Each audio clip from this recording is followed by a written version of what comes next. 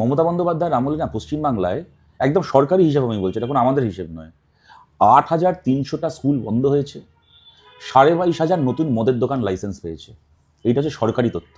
মমতা বন্দ্যোপাধ্যায় লজ্জা সরম বলে কোনো জিনিস থাকলে উনি আর যাই হন না কেন উনি স্কুল নিয়ে কথা বলতেন না। ড্রপ আউট শূন্য করতে পেরেছেন।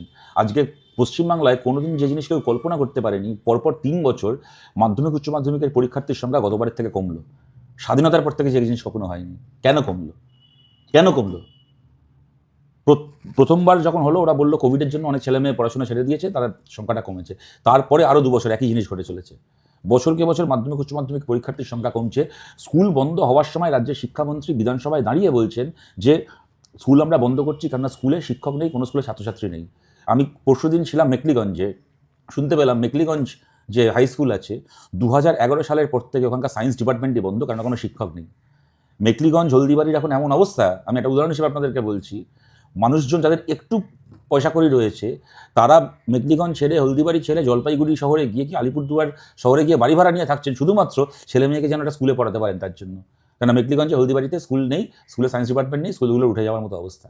এটা আমি একটা উদাহরণ দিলাম। এই স্কুলগুলোকে এলাকায় এলাকায়, জেলায় জেলায়, মফস্বলে, আদিবাসী এলাকায়, পাহাড়ি এলাকায়, সংখ্যালঘু এলাকায়, একেবারে সুন্দরবনের প্রত্যন্ত দ্বীপে বামফ্রন্ট সরকার স্কুলগুলোকে শুরু করেছিল যাতে কিনা একেবারে বাংলার শেষ গ্রামের শেষ বাড়ি পর্যন্ত শিক্ষার আলো গিয়ে পৌঁছয়। আজকে এরা সেই স্কুল ব্যবস্থাটাকে সর্বনাশ করে দিল, তুলে দিল স্কুল ব্যবস্থা।